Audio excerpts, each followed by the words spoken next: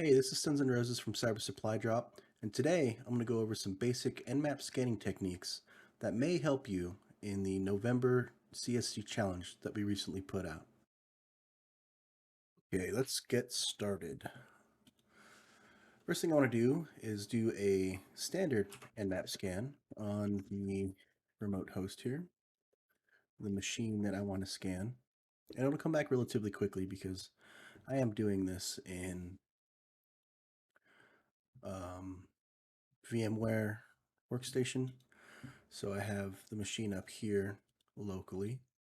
We see that we have one, two, and then three services. 139 and 445 are both for SMB.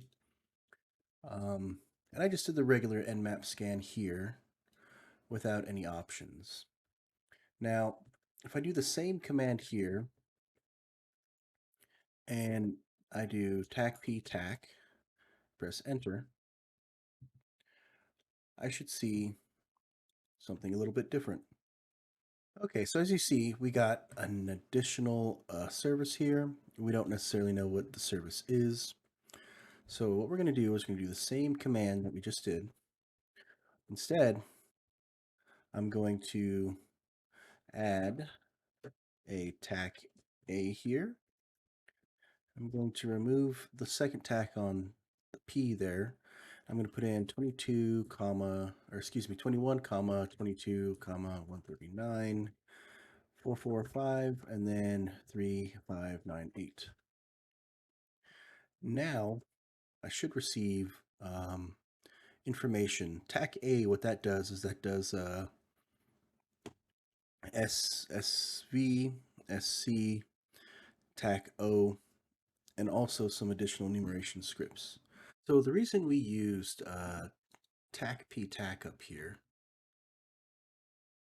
before we did this TAC P scan was so that we could actually scan all 65,000 some odd ports that are available. If you don't put the TAC P TAC inside of your Nmap scan when you do it, it will only scan common and well-known ports. So we got different results, right? Scanning all these ports, finding these services. And we added the TAC A here with the known services on these ports that we discovered. And then with TAC A, of course, we found information about those ports, and we were able to really get different results than just what we would have got from our standard Nmap scan up here. So keep in mind that after you do your initial quick scans, you want to scan all ports, find out what services are on them, and then do a TAC A scan on the specific ports, and you may find yourself scanning, getting more results a little bit faster than if you were to do a TAC A, TAC P TAC scan of the whole everything.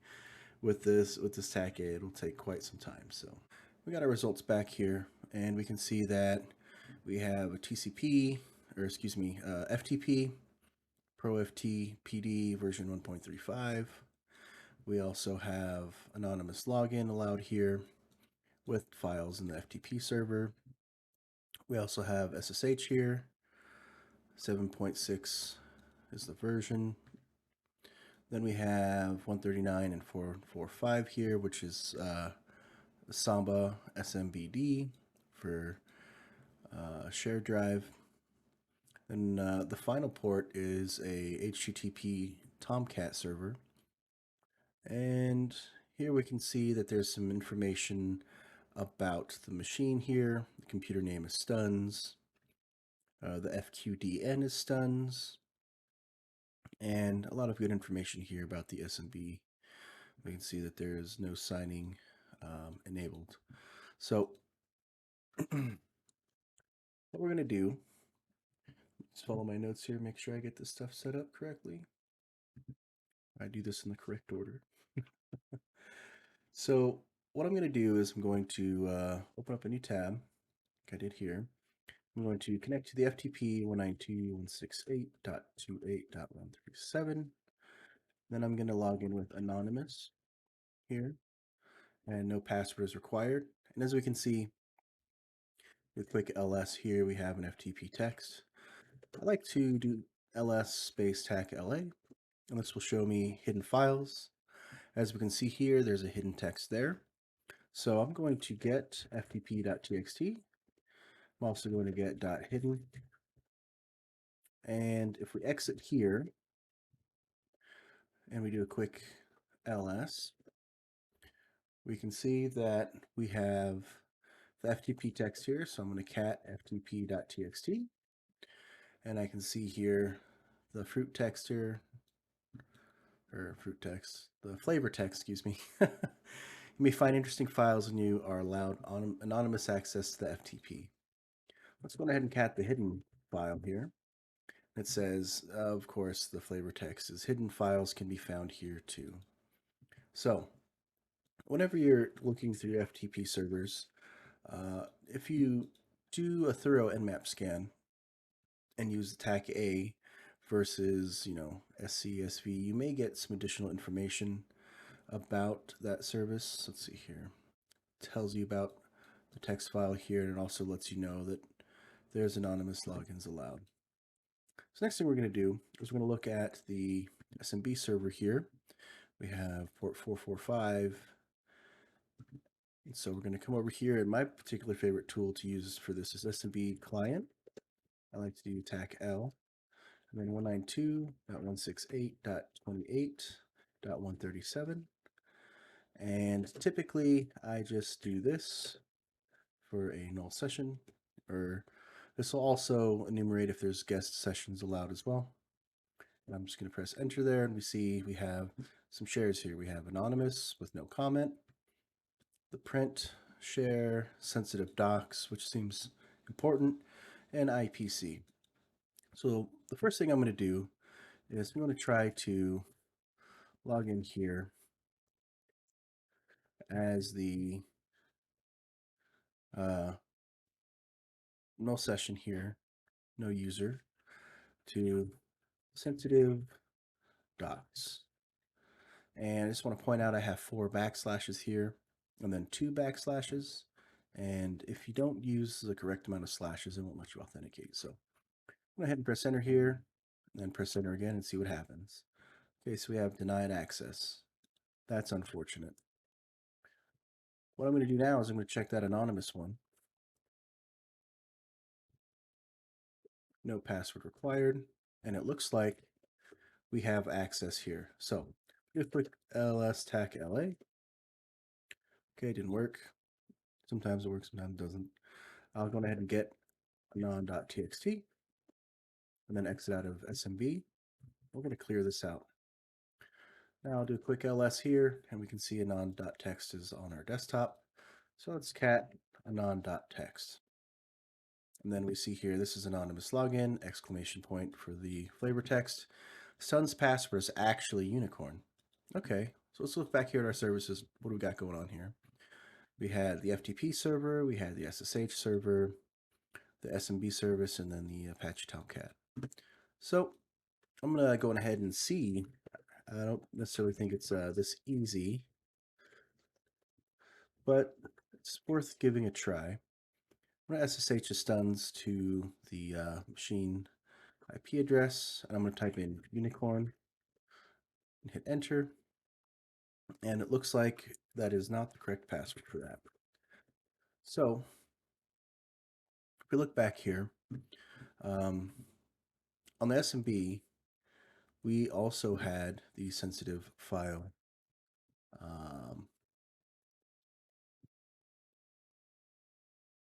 It was a sensitive docs.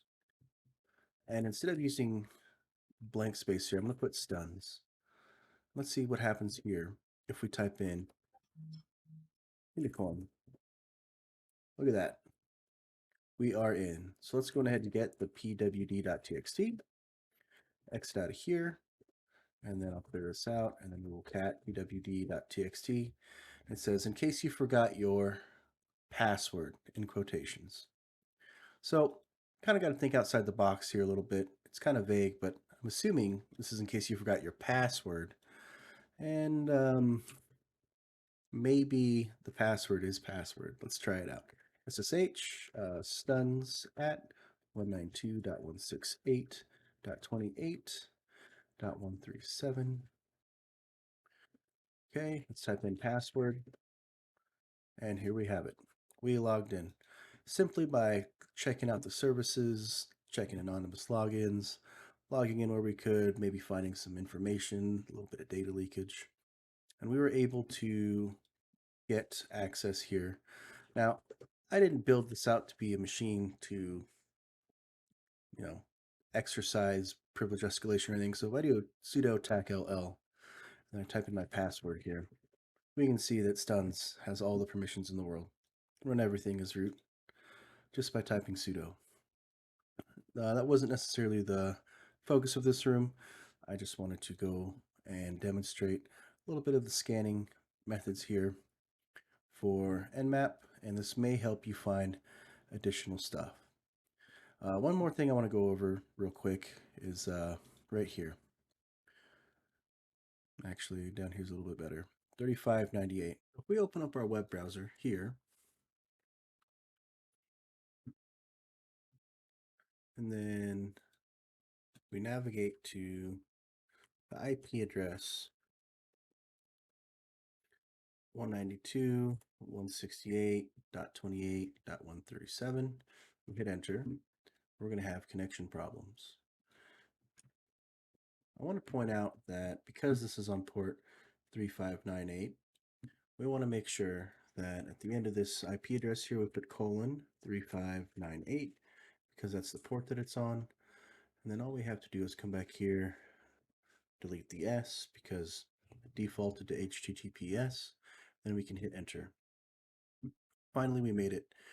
We're here at the Apache Tomcat landing page. This is the default HTML index.html for Apache servers. And that's kind of how you get here. Alternatively, if you're trying to access other services on strange ports like FTP, for example, you type in 192.168.28.137. This is just the IP of the remote host I'm trying to access for the service. Then you just kind of press space and then whatever port number you're trying to connect to. I'm going to press enter here and I'm going to get a connection refused because, well, I'm not hosting FTP on that port of 1234. So press enter. As you can see, it didn't work, but we expected that.